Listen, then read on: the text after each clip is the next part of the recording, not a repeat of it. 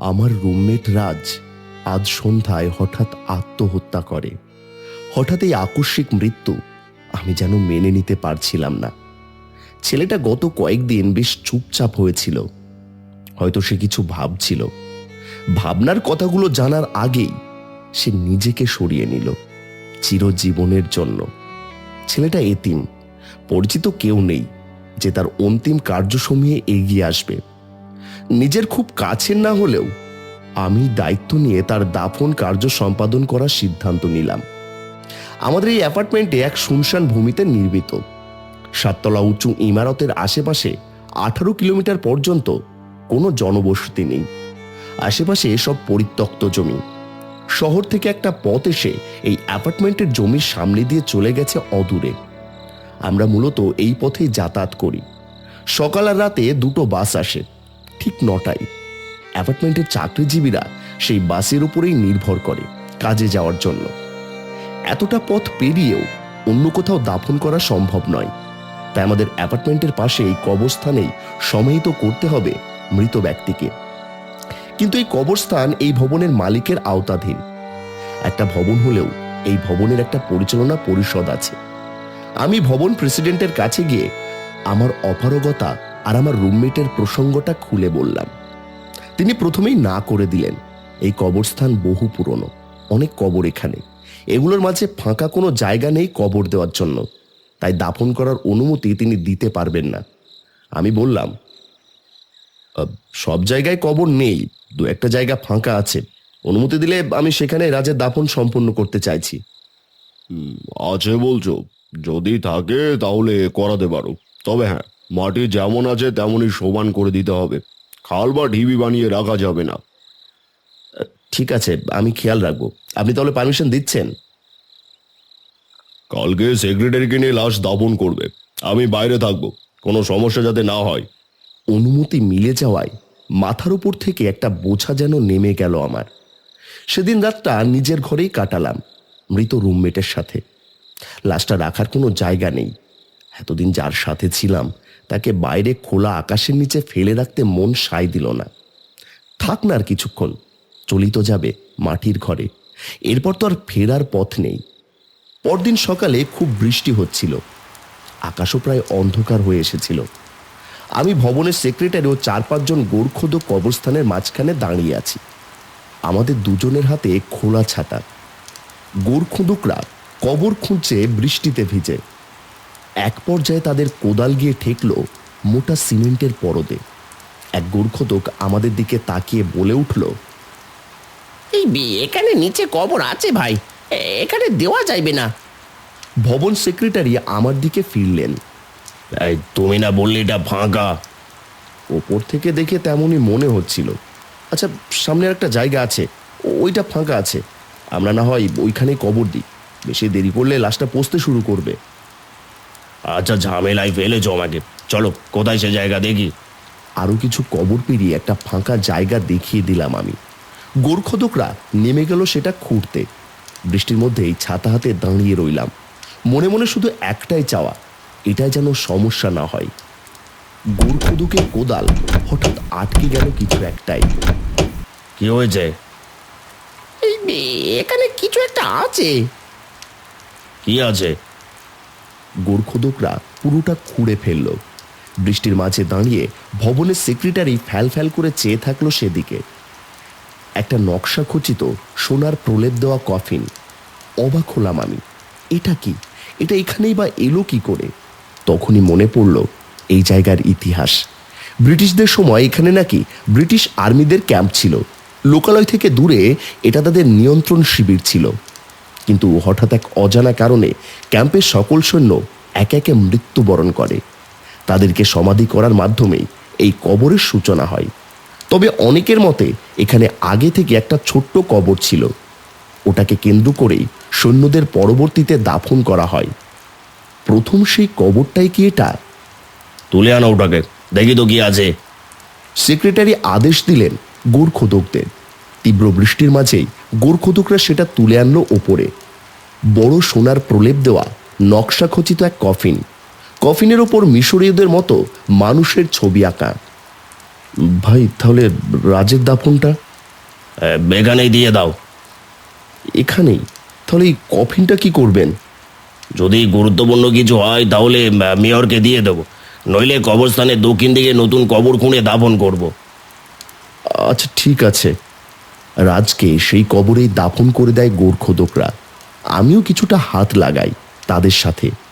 নিজ আপনজনদের দাফনে যে বিষাদ অনুভূতি লুকিয়ে থাকে তা এই দিনের পূর্বে আমার উপলব্ধি হয়নি। আহা ছেলেটা! বৃষ্টির বেগ পরবর্তীতে কোনো কারণে অনেক বেশি বেড়ে যায়। আমরা কফিনটাকে নিয়ে অ্যাপার্টমেন্টের সামনে ছাউনিতে আশ্রয় নিই।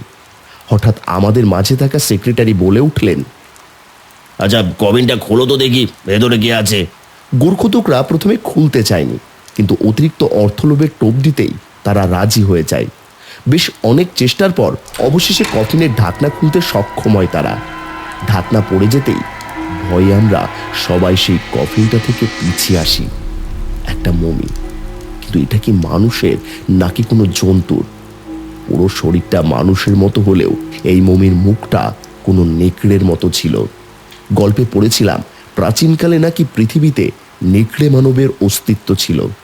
সেগুলো কি এটার মতোই দেখতে ছিল? আহ, কি ভয়ঙ্কর! আমি পরবর্তীতে সেই মমির দিকে আর তাকাইনি। তবে ভবন সেক্রেটারি কেমন যেন মমির প্রতি আকর্ষণ বোধ করছিলেন। মমির প্রতি, না মমির গলায় থাকা সেই দুর্লভ হীরের প্রতি? যাও এটাকে বেসমেন্টে গিয়ে রেখে এসো। সেক্রেটারির আদেশে ভবনের বেসমেন্টের এক কক্ষে মমিটাকে রাখা হলো। পাহারাদার হিসেবে নিযুক্ত করা হলো সেই গোরখোদকদেরই। মোটা অঙ্ক পাবে তারা। শর্ত একটাই, কাউকে মমি দেখানো যাবে না। এই ভবন জনশূন্য স্থানে হওয়ায় এটার কোনো নিরাপত্তা কর্মী নেই। তাই দূর শহর থেকে যেই গোরখোদকদের আনা হয়েছে তাদেরকেই এই কাজে লাগানো হয়েছে। হয়তো এটার পেছনে আরও একটা কারণ থাকতে পারে। যদি সেই গোরখোদকরা শহরে ফিরে গিয়ে এই মমির বিষয়ে জানিয়ে দেয়, তাহলে অনেকেরই চোখ পড়বে ওটার দিকে। সেক্রেটারি মূলত এটাই বোধ করছেন। কক্ষে ফিরে এসে ক্লান্তিভাব আষ্টেপৃষ্ঠে জড়িয়ে ধরে আমাকে। রাত জাগার মানসিক চাপ আমাকে শেষমেশ ঘুমোতে বাধ্য করে।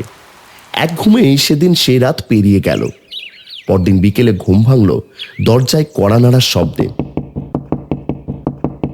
সত্যি বলতে আমি সেদিন এতটা সময় কিভাবে ঘুমিয়েছিলাম আজও জানি না। তবে ঘুমিয়ে থাকাটাই হয়তো আমাকে বাঁচিয়ে রেখেছিল। বিছানা ছেড়ে উঠে গিয়ে দরজা খুলতেই দেখলাম প্রতিবেশী জেলেনির এক মেয়ে আপসিকে। সুন্দর দুই চোখ দুটো বেয়ে অশ্রু গড়িয়ে পড়ছে তার।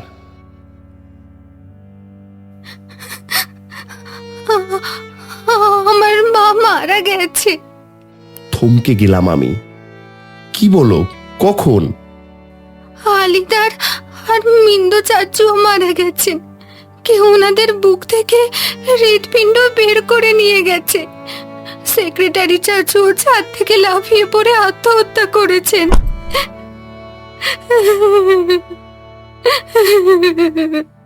মেয়েটা কাঁদতে কাঁদতে জড়িয়ে ধরলো আমাকে। একসাথে এতগুলো মৃত্যু সংবাদ শুনে আমি যেন দিগ্ভ্রান্ত হয়ে পড়লাম। রাতে কি অশুভ আত্মা নেমে এসেছিল এই অ্যাপার্টমেন্টের ওপর? ওই মমিটাকে সেক্রেটারি চাচু তার রুমে নিয়ে গিয়েছিল, 8ম তলায়। তারপর থেকেই এইসব হচ্ছে। অ্যাপার্টমেন্টের আরো কয়েকজন গুরুতর অসুস্থ হয়ে পড়েছে। আমার ভয় করছে। আমি এখান থেকে চলে যেতে চাই। শান্ত হও, শান্ত হও, আমি দেখছি কি করা যায়। তুমি তুমি গিয়ে প্রস্তুত হও। আমরা আমরা আজ রাতের বাসে বেরিয়ে পড়ব। আচ্ছা ঠিক আছে। মেয়েটা চলে গেল। ঘরের দরজা এঁটে আলো জ্বালাতে গেলাম, কিন্তু না, বিদ্যুৎ নেই। হয়তো কোনো গোলযোগ হয়েছে বেসমেন্টে। বেসমেন্ট? মমিটা তো ওখানেই ছিল। সেক্রেটারি কেন ওটাকে টেনে 8ম তলায় নিজের ঘরে নিয়ে গেল? ওই হীরের লোভে? দ্রুত কিছু কাপড় গুছিয়ে নিতে লাগলাম। এই অ্যাপার্টমেন্ট আমাদের ছেড়ে যেতে হবে। নিশ্চয়ই এক রাতের মধ্যে খুব খারাপ কিছু একটা ঘটে গেছে। মমিটা অভিশাপ নিয়ে এসেছে তাদের জীবনে। কাপড় গোছানোর এক পর্যায়ে জানালা দিয়ে চোখ গেল পাশের কবরস্থানটায়। চোখ সরাতে চেয়েও পারলাম না। দৃশ্যটা আমাকে এক মুহূর্তের জন্য জমিয়ে দিয়েছিল। একদিন আগে মারা যাওয়া আমার রুমমেট রাজ তার কবরের উপর দাঁড়িয়ে ঠিক উপরে আমার ফ্ল্যাটের দিকে তাকিয়ে আছে। শরীরের অনেক অংশ গলে গেছে, তার চেহারা বীভৎস রকমের ভয়ঙ্কর। সে শুধু একবার ডানে বায়ে মাথা নাড়ালো, যেন কোনো বিষয়ে আমাকে নিষেধ করতে চাইছিল সে। আমি কাপড় গুছিয়ে রেডি হয়ে নিলাম। সন্ধ্যের পর রাত নামতে শুরু করেছে। কিছুক্ষণ পরেই শেষ বাসটা আসবে। আমি নিজ ঘরে অপেক্ষা করছি আপসির জন্য। মেয়েটা আসলে একসাথে বের হব আমরা। হঠাৎ ঘরের কোণে একটা কাঁচের বয়াম কয়েকবার আকস্মিকভাবে জলজল করে উঠল, অথচ কোনো কালেই সেই বয়ামে লাইট লাগানো ছিল না। কিভাবে সেটা জলজল করছিল আমি বুঝে উঠতে পারিনি। দরজায় আওয়াজ হলো, আপসি এসে গেছে। আমি দরজা খুলে দিলাম। মেয়েটা কাপড় বদলে এসেছে, সাথে এনেছে একটা ব্যাগ। দাঁড়াও, আমি আমার ব্যাগটা নিই, আমরা 9টার বাসটায় ধরবো। আমার কাছে যথেষ্ট পরিমাণে টাকাও আছে। আসপি মাথা নেড়ে সায় দিল। সে চোখের পানি মুছল। আমি ড্রেসিং টেবিলের ওপর থেকে ব্যাগটা হাতে নিলাম। আয়নায় অসাবধানতাবশত চোখ পড়তেই শিউরে উঠল আমার পুরো শরীর। আসফির জায়গায় সেই নেকড়ে মমি। সেই নেকড়ে মমিটা কাপড়ের ব্যাগ ধরে আছে। তার মানে এটা কি আসফি নয়? মমিটা ওর ছদ্মবেশ ধরে এসেছে। আতঙ্কিত চেহারা নিয়ে আমি এগিয়ে আসলাম। কি হলো, এমন করে তাকিয়ে আছো কেন? আমি দ্রুত দৌড়ে টেবিলের কাছে গেলাম। একটু আগে জলজল করতে থাকা বয়ামটা নিয়ে ছুঁড়ে মারলাম ছদ্মবেশীটার ওপর। চিৎকার করে উঠল আসফি।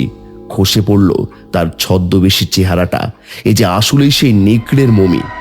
আমি ভয়ে এক দৌড়ে রুম থেকে বেরিয়ে গেলাম। একে একে সিঁড়ি বেয়ে নামছি। যতই এগোচ্ছি একের পর এক লাশ চোখে পড়ছে আমার। মমিটা এই অ্যাপার্টমেন্টের সবাইকে মেরে ফেলেছে। একদম নিচতলায় আসতেই চোখ পড়ল একটা মৃতদেহের ওপর। আসফি। মেয়েটার বুকে এক বড় ছিদ্র, শরীরে পচন ধরেছে। একে ওই মমিটা গত রাত্রেই মেরে ফেলেছে। ভেতরটা ভেঙে কান্না আসতে লাগলো। আমি তাকে কখনো এই অবস্থায় দেখতে চাইনি। আসফির মাথায় হাত বুলিয়ে উঠে দাঁড়ালাম। পেছন থেকে কারো আসার শব্দ আসছে। আমি দৌড়ে বেরিয়ে গেলাম অ্যাপার্টমেন্ট থেকে। গুড়ি গুড়ি বৃষ্টি পড়ছে, তার মধ্যেই দৌড়ে একমাত্র রোডটা এসে পৌঁছালাম। শেষ বাসটা আর কিছুক্ষণের মধ্যেই চলে আসবে। গতকাল সকাল থেকে আমি ঘুমিয়েছিলাম এক লম্বা ঘুমে, আর এর মধ্যেই অ্যাপার্টমেন্টের সবাইকে বীভৎসভাবে মেরে ফেলেছে ওই মমিটা। শেষ মানুষটা আমি, যে কিনা এখনো বেঁচে আছে। এবার বোধগম্য হতে লাগলো সেই ব্রিটিশ সৈন্যরা সব এক রাতেই কিভাবে মারা গিয়েছিল। ভয়ের মাঝেই বাসের হেডলাইট দুটো অন্ধকার চিরে এগিয়ে আসছে। ভয় যেন ক্রমশ কমতে লাগলো। বাসটা এসে থামলো আমার সামনে। আমি দ্রুত উঠে পড়লাম। বাসটা চলতে শুরু করতেই বাইরের হালকা বৃষ্টি ঝড়ে রূপ নিল। রাতে রাস্তা ধরে চলে গেল বাসটা। সেই রাতে মিনহাজ বেশ নিশ্চিন্তভাবেই তার বাসযাত্রা শুরু করেছিল সিমবর্ন হাইওয়েতে। কিন্তু সে যদি জানতো তার 3 সিট পেছনেই অন্ধকারে সবার অগোচরে বসেছিল সেই নেকড়ের মমিটা, যেটা এসেছিল তার অসম্পূর্ণ শিকারকে সম্পূর্ণ করতে।